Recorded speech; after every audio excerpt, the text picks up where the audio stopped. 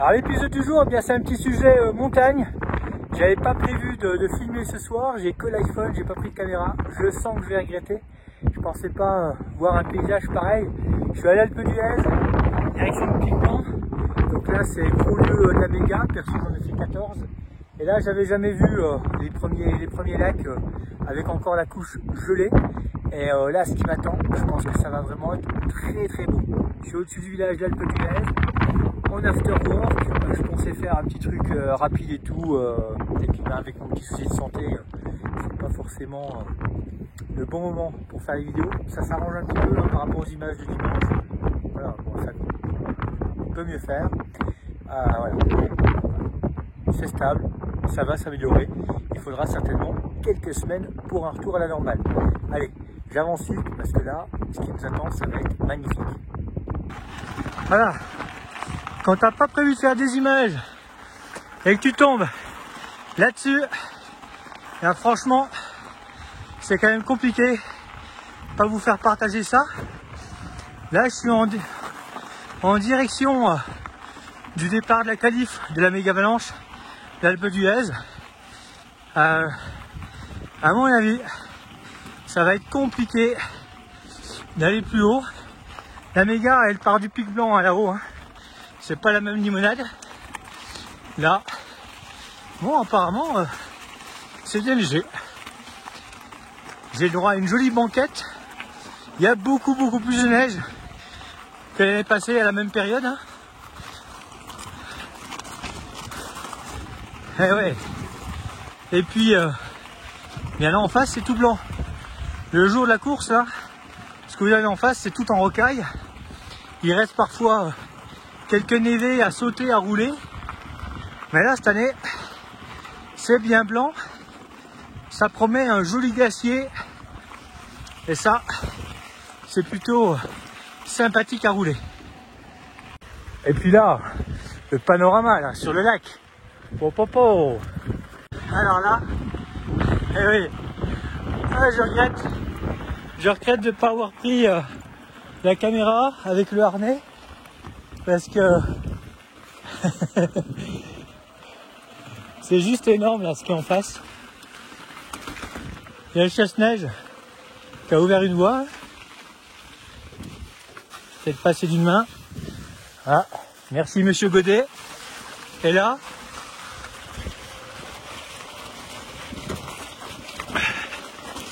alors la station les remontées mécaniques ouvre ce week-end.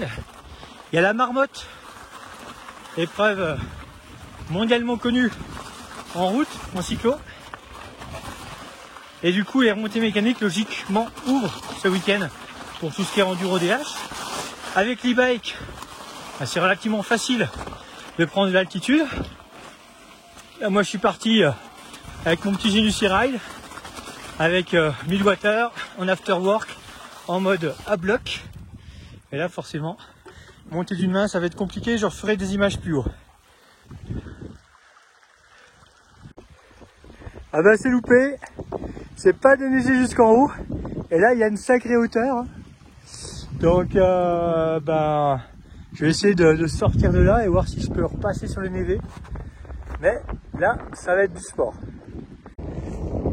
Bon, je suis au-dessus, je suis sorti du tas de neige. Hein. Et par contre, pour monter plus haut, ça risque d'être carrément compliqué. Et puis le déneigement à la pelleteuse, c'est pas prêt d'être ouvert. Donc là, le col, de l'autre côté, je pense que c'est tout blanc, ça passera pas. C'est mort pour ce mois de juin. Et puis là, il y a le parcours de la qualif, tout en neige, qui ressort là-bas par le chemin. Je vais peut-être essayer d'aller quand même le chercher, je sais pas, la sortie là-bas, je pense que c'est peut-être plus simple que de redescendre d'où je viens. Mais voilà. Il y a vraiment beaucoup de neige cette année au-dessus de 2500 mètres. Hein. Là je suis à 2007, entre 2007 et 2008.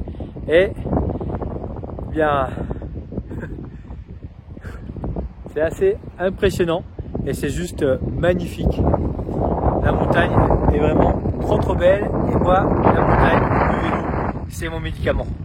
Et toujours la petite dissymétrie. Hein. en travers. Merci à tous pour vos messages. Hein. Et ouais, ben voilà, prompt rétablissement, je crois qu'il n'y a que ça à vous souhaiter. Ça va revenir, je suis confiant. Regardez, je ferme presque les 2 yeux d'un coup. Non, je blague. Hein. Et puis la bouche n'est toujours pas étanche. Hein. Et je fais pas le con, hein. Malheureusement, je ne fais pas le con. Allez, il n'y a plus qu'à redescendre. Vous n'aurez pas d'image à la descente. Hein. Je ne veux pas descendre d'une main avec l'iPhone à la main. Ça serait carrément dommage de le casser.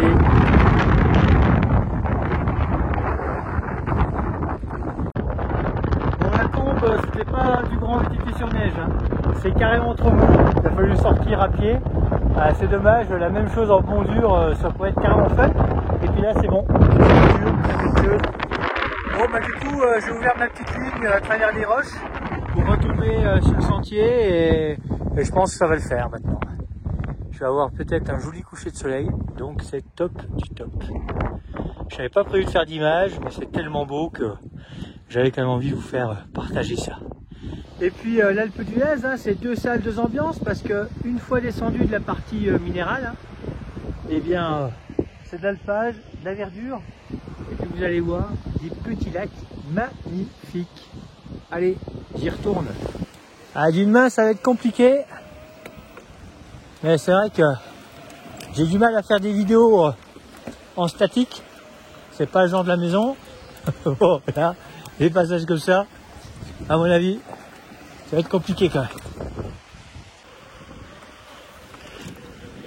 Bon, partir sans le matériel, note pour moi-même, je le ferai plus.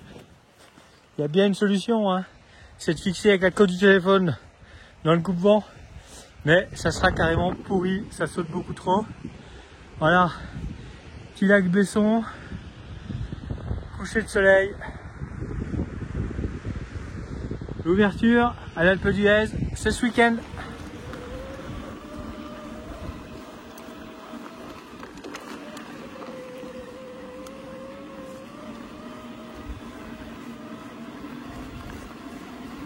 Et en plus, les restos d'altitude sont prêts à vous accueillir.